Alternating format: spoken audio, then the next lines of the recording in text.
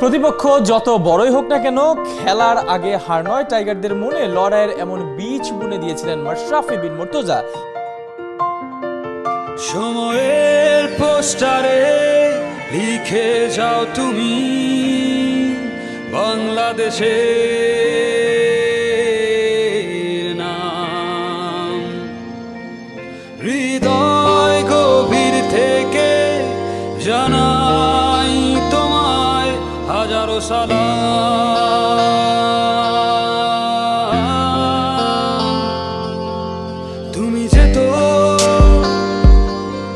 তুমি যেতাও, তুমি বোঝো